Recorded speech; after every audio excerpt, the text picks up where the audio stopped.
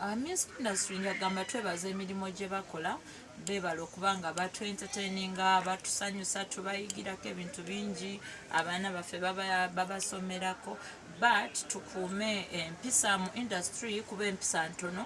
I'll be open on that.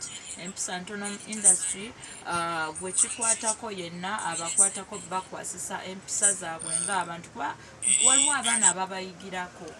So nandisabye bye bakola tubyagala naye still wabeerewo obuntu bulamu tezandibadde mbi.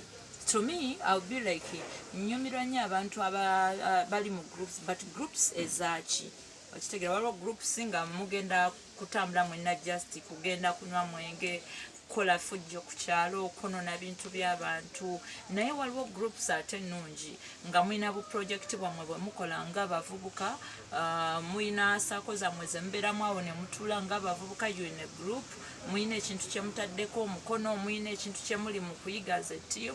So group si mbi naye zifuuka embi ku biki bye mukola in that group.